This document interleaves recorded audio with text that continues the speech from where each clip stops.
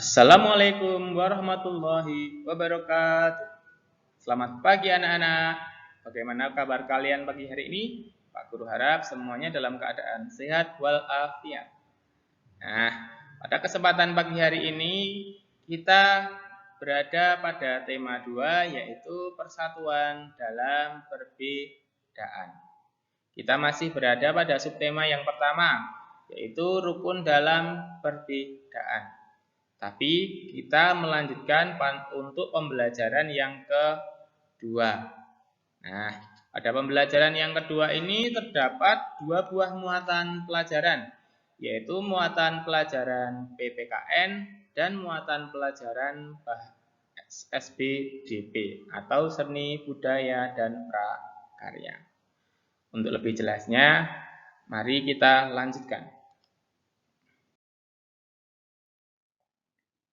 Kita masuk pada muatan pelajaran yang pertama, yaitu muatan pelajaran PPKN. Dalam muatan pelajaran PPKN terdapat materi, yaitu makna persatuan dalam perbedaan. Kalian bisa lihat dalam contoh, merupakan gambar anak yang sedang bermain tanpa membedakan suku, jenis kelamin, agama, dan asal daerah. Bangsa Indonesia adalah bangsa yang beragam suku, bangsa, budaya, agama, serta keadaan ekonomi. Nah, dengan beragam baik suku, budaya, dan lain sebagainya, haruslah kita maknai sebagai kekayaan bangsa. Jadi jangan dijadikan sebagai sesuatu yang perbedaan yang dipermasalahkan. Kalau terjadi perbedaan, kita harus saling menghormati dan bersikap toleransi. Kedua, perbedaan tersebut adalah kekayaan bangsa. Benar. Berbagai macam suku, budaya, agama itu merupakan kekayaan bangsa kita. Karena di negara lain belum tentu terdapat perbedaan-perbedaan yang ada atau seperti yang ada di Indonesia. Banyak negara lain itu sangat iri kepada kita karena kita mempunyai corak ragam budaya yang banyak. Nah, untuk menjaga semangat persatuan dalam perbedaan, kita haruslah hidup rukun. Nah, dengan kita hidup rukun, maka kehidupan kita akan menjadi tenang, damai, aman, dan harmonis. Hidup rukun dapat dibangun mulai dari lingkungan, keluarga, sekolah, dan masyarakat. Nah, yang paling penting adalah kita dimulai dari lingkungan yang paling kecil, yaitu lingkungan keluarga kita sendiri. Contohnya, antara anggota keluarga haruslah hidup rukun.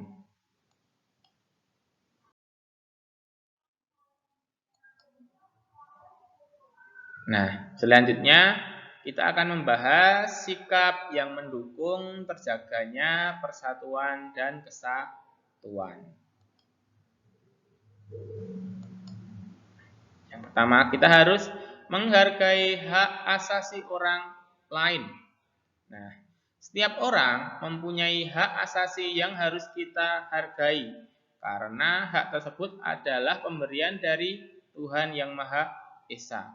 Jadi setiap orang mempunyai hak tersebut, atau biasa yang disebut dengan yang namanya hak asasi manusia. Yang kedua, kita harus mengutamakan kepentingan umum. Benar sekali, kepentingan umum harus kita utamakan daripada kepentingan kelompok atau golongan. Jadi, jika kita mempunyai kepentingan pribadi terdapat atau dibenturkan dengan kepentingan umum, maka kita harus mengesampingkan kepentingan pribadi kita. Yang ketiga, toleran terhadap keberagaman. Nah, seperti yang sudah Pak Guru jelaskan tadi, bahwa bangsa Indonesia merupakan bangsa yang beragam, baik suku, agama, budaya, dan lain sebagainya. Maka kita harus memupuk rasa toleransi di antara sesama. Yang keempat, sikap cinta tanah air. Nah, sikap cinta tanah air harus kita tanamkan sejak dari dalam diri kita mulai dari kecil. Nah, beberapa contoh sikap cinta tanah air sangat banyak sekali. Misalkan ketika kita ada upacara bendera, kita hormat, itu merupakan contoh sikap kita cinta tanah air. Misalkan lagi, kita lebih senang menggunakan produk-produk dalam negeri dibandingkan dengan menggunakan produk-produk dari negara lain. Berikutnya, mengembangkan wawasan Nusantara. Nah, kita harus mengembangkan wawasan Nusantara. Jadi, karena kita merupakan negara yang beragam, misalkan kita berada pada suku Jawa, kita harus mengembangkan tidak hanya tahu tentang suku Jawa, kita juga harus kenal dengan suku-suku yang lain yang ada di Indonesia. Fungsinya agar kita lebih cinta terhadap tanah air. Berikutnya, kita harus hidup rukun. Nah, hidup rukun kita perlukan dalam kehidupan sehari-hari agar kita hidup aman, tentram, dan nyaman.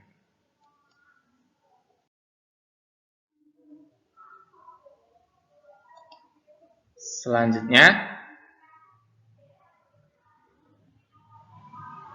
kita akan membahas tentang sikap-sikap yang harus dihindari demi terjaganya persatuan dan kesatuan.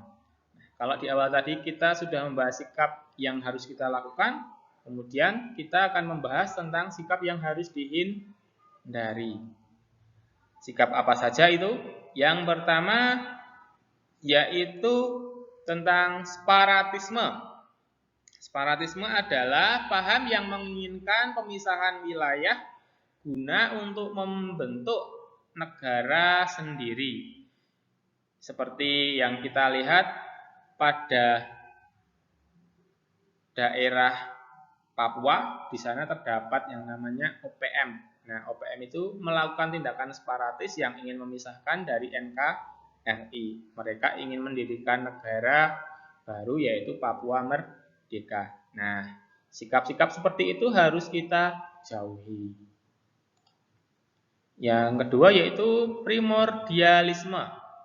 Primordialisme adalah sikap yang berpegang teguh pada hal-hal yang sejak awal yang telah melekat pada diri individu, seperti suku, ras, agama, dan lain sebagainya. Jadi contohnya seperti ini. Ketika kita merasa bahwa, oh saya orang Jawa, jadi dia merasa bahwa Jawa ya Jawa. Kemudian dia melihat orang lain misalkan dari suku Batak, oh Batak ya Batak. Kita menganggapnya berbeda. Nah, itu merupakan sikap primordialisme. Jadi kita harus menjauhinya. Yang ketiga yaitu sikap fanatisme.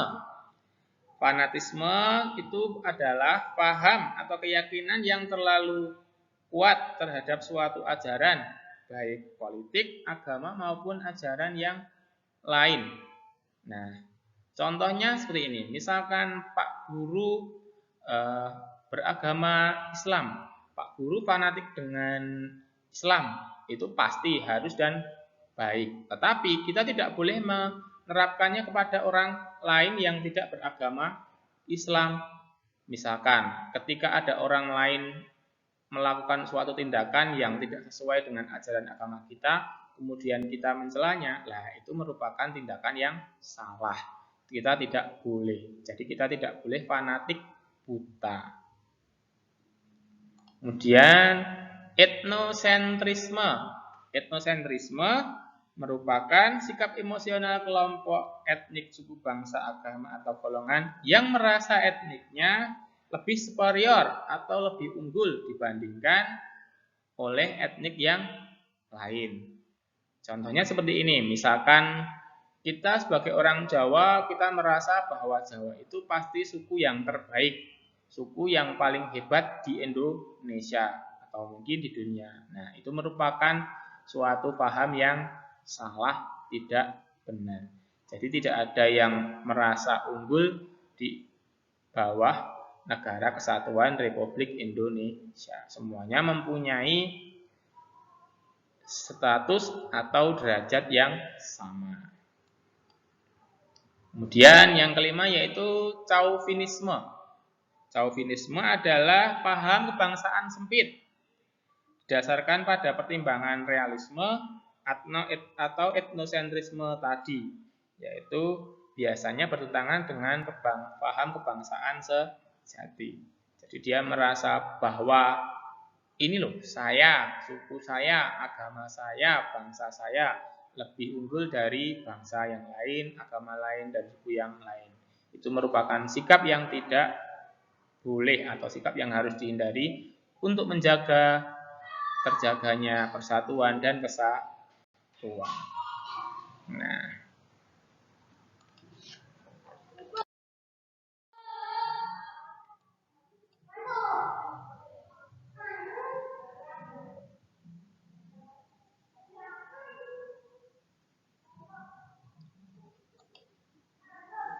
teman-teman di kelas biasanya berasal dari suku bangsa yang berbeda.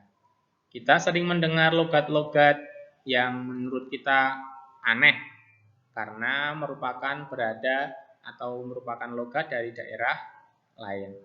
Oleh sebab itu, agar tidak terjadi perselisihan atau permasalahan, kita harus bersikap toleransi. Contohnya seperti ini, mungkin ada teman dari kelas kita yang merupakan suku Madura. Nah, biasanya orangnya kalau berbicara lebih suka keras dan lain sebagainya. Mungkin juga ada yang berasal dari suku Batak, mungkin dengan sifat atau cara berbicara yang lebih keras, atau mungkin dirasa oleh orang Jawa bahwa itu merupakan kata-kata yang lebih kasar. Tapi mungkin menurut dia itu merupakan hal yang biasa. Maka kita harus saling menjaga perasaan, kita harus bertoleransi antar sesama teman.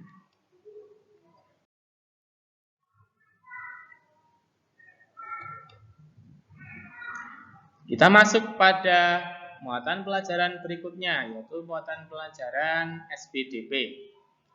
Pada pelajaran SPDP, kita terdapat materi yaitu pola lantai dalam gerak tari. Pola lantai merupakan garis yang dilalui penari saat melakukan gerak tari. Pola lantai dapat dibentuk secara tunggal, berpasangan, atau kelompok. Terdapat dua pola garis dasar pada pola lantai, yaitu garis lurus dan garis lengkung.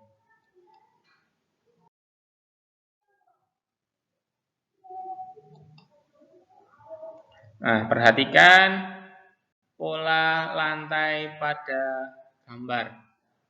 Di situ ada pola garis lurus, macamnya pola horizontal, pola diagonal, pola vertikal, pola zigzag, pola segi 4, pola segi 5, dan pola segi 3. Nah, pada pola garis lengkung, polanya yaitu pola lengkung ke depan. Kemudian pola lengkung ke belakang, pola angka 8, dan pola lingkaran.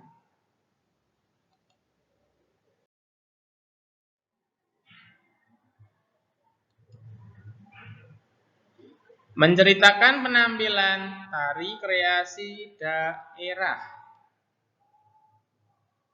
Perhatikan pada gambar. Itu merupakan contoh tari kreasi. Nah, tari kreasi daerah merupakan tari baru yang mengacu pada tari tradisional. Jadi, acuannya yaitu tari tradisional kemudian dikembangkan agar menjadi tari kreasi daerah yang baru. Contohnya yaitu pada tari merak, tari pemburu kijang, tari kemuning, tari manuk rawa,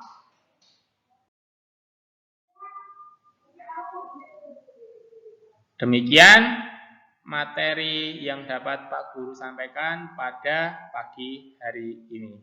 Pak Guru ucapkan terima kasih. Jangan lupa klik like dan subscribe. Sampai jumpa kembali pada materi pembelajaran berikutnya. Wassalamualaikum warahmatullahi wabarakatuh.